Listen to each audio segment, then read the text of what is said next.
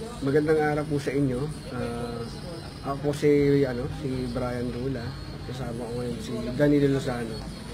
Isa sa mga na-invite ko dito sa real estate.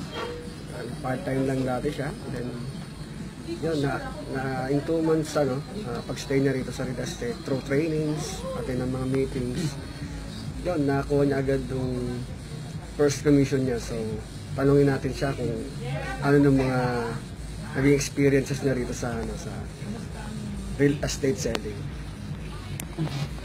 Okay? Dan, gusto ko lang malaman, paano ka na-invite dito sa real estate, dito sa Green Circle Realty?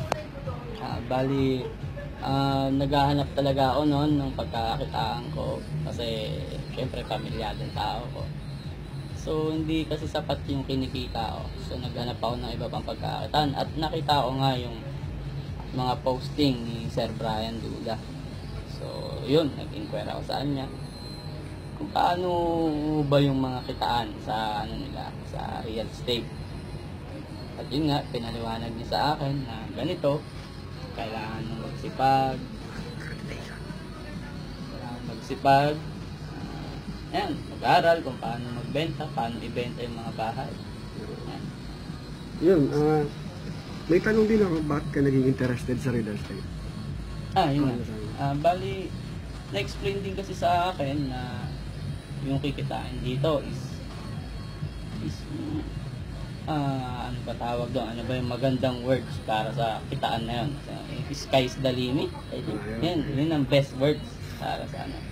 So yun, kung mangangamuhan ako o mag-empleyado ako sa mga private company, so hindi sasapat yung kikitain ko doon para sa 4 na anak ko. So yun, I decided na mag-real estate ako kasi na-explain naman sa akin kung paano kumita dito. Saan ka nakabenta at paano ka nakabenta nun? Yung unang benta mo, saan mo nakuha? Ayun, bali ang unang benta ko is through internet din. So nagbabrowse lang ako sa mga group. Yan. May mga nag-i-inquire doon regarding sa mga house and lot. Ayun. Nag-try ako mag-add ng isa sa mga in-add ko siya. Then nakita niya naman yung siguro binisit niya yung Facebook account ko. Nakita niya yung position ko as property consultant. So nag-inquire siya. In-explain ko sa kanya kung paano kumuha, bumili ng bahay, paano mag-avail. Kung maganda ba yung location ng hawak ko na house and lot. Ayun, dinala ko siya doon, tripping. Nakita niya yung location. Nagustuhan niya naman po. So yun, kaya nagpapasalamat din po ako sa kanya dahil nagtiwala po siya sa akin. At ganun din naman pang ginawa ko, hindi ko inalis yung tiwala niya sa akin. Yung talaga bali mula umpisa hanggang sa makalipat sila, tinulungan ko po sila. At hanggang ngayon, kahit na nandun man sila, tinutulungan ko pa rin sila pag may mga tanong sila sa akin. Yun po.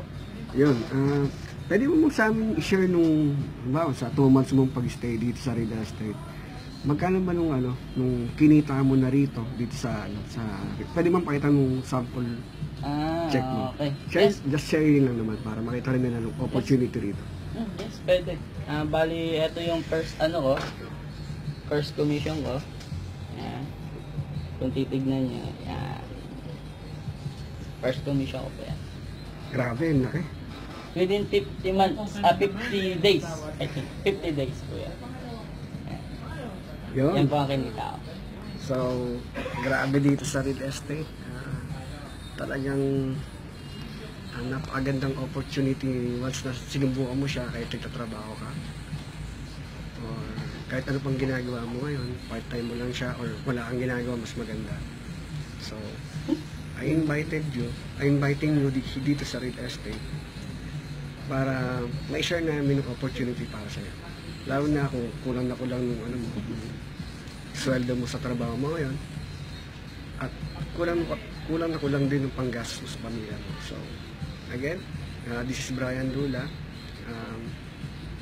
Dito sa real estate, walang imposible basta kung gusto mo kumita, makinig ka lang sa amin sa mga ituturo ko sa'yo.